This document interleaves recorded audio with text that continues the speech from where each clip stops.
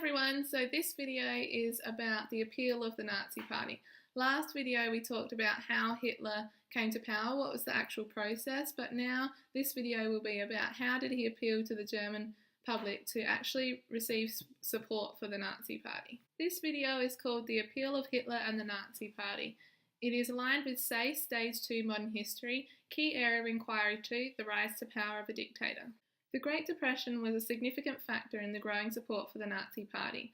The German economy had suffered greatly during the inflation crisis of 1921, but it had recovered, but only to be destroyed again by the Great Depression. The US loans that were supporting the German economy were called in, and the German people suffered as a result. These loans were supporting German business, but because US banks were suffering, they needed to call in the loans, and so the financial support for these German companies was withdrawn, and the German people suffered just as much as the United States people did. Like the United States, there was vast unemployment and terrible living conditions for people at this time. And this was a significant factor because the German government was not able to help with the Great Depression. So as unemployment in Germany rose, so did support for the Nazi Party. You can see from this graph that as German unemployment rose, so did the Nazi vote share. You can see that unemployment is quite low at this point in time, but at 1928 and 1929, there was a significant spike in unemployment, and there was also a significant spike in the Nazi vote share. Of course, this is combined with other factors such as increased campaigning by the Nazi Party, but it is undeniable that unemployment in Germany and the Nazi vote share were linked in some way. It has been found that in times of crisis such as the Great Depression, people are more likely to support extremist parties. Although they may not completely agree with all of their policies, at least they're going to do something to change the current situation. The German people were sick of the wait-and-see Weimar government. We know that they were used to having an autocratic leader, and so they were sick of a government that seemed to be doing nothing to help them. The German people had also long judged the success of Germany on the economy, and so when it was failing, they were judging the German government on the fact that the economy was not doing well.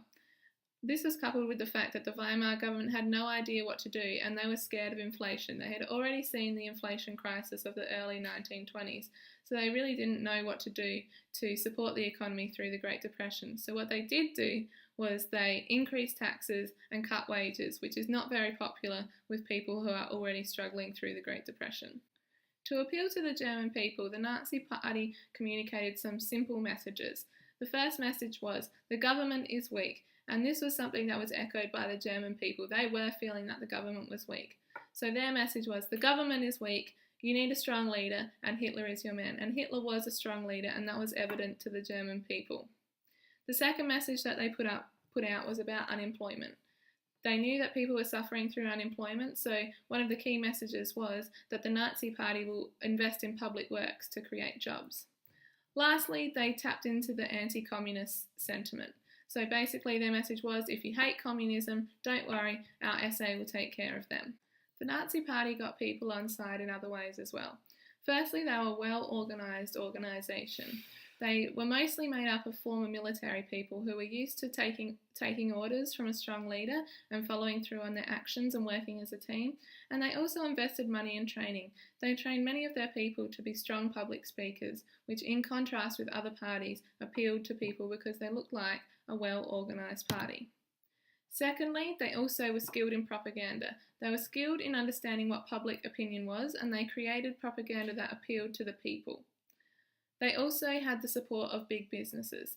Big businesses were scared of communism, of course, because that would spoil their profits. So they got behind the Nazi Party to protect themselves from the Communist Party. So they injected a lot of cash into the Nazi Party so that they could continue to campaign against the Communist Party.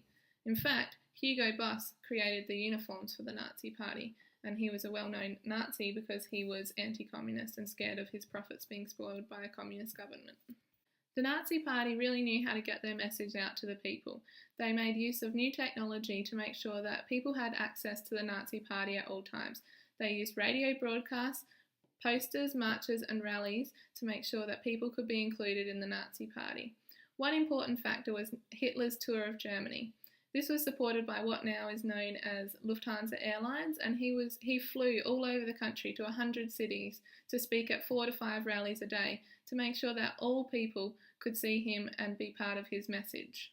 This was extremely successful as no other party was doing this at that time.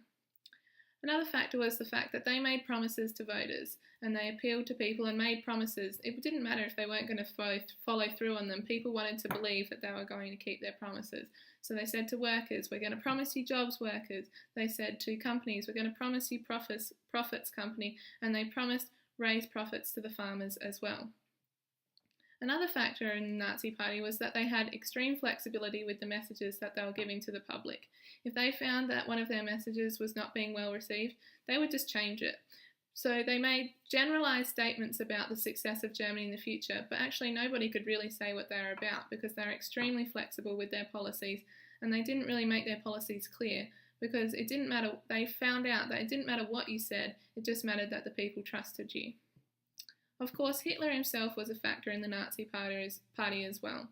We've already talked about the German people being used to a strong leader. They were used to an autocratic government, and so the new democratic government wasn't well received, and they wanted a strong leader, and Hitler was depicted as that person. The posters and the rallies and all of the messages out of the National Socialist Party depicted him as the saviour of Germany. And he was very conscious of his image as well. He needed to wear glasses, but he didn't ever wear them in public because he thought that that might display a certain piece of weakness within him. There are also the weaknesses of the other parties. The other parties weren't flexible. They felt that they had support for such a long time that they didn't need to change their policies to suit what the German people wanted. They also wouldn't work together to fight against Hitler either. The Social Democrats and the Communists could have worked together to defeat Hitler, but because of ideological differences in the parties, they wouldn't work together to defeat Hitler. The last point is that the Nazi Party support was based on negative cohesion. So negative cohesion is hating the same things. Most political parties are on positive cohesion, so we like the same things, we want to support the same things. But the Nazi Party was focused on negative cohesion. You hate the communists, come and support us. You hate the Weimar government, come and support us. So they were both based their support on negative cohesion rather than positive cohesion. So the appeal of the Nazi Party was about many factors. Firstly, they had the advantage of the Great Depression supporting them and generating support for their party. Secondly, they were very skilled at reading public opinion and adjusted and were flexible to creating a party that would appeal to many people. Our next video is going to move on to a new topic, and that's going to be what it was actually like to live in Nazi Germany. I hope you tune in for that one, and I'll see you next time. Bye!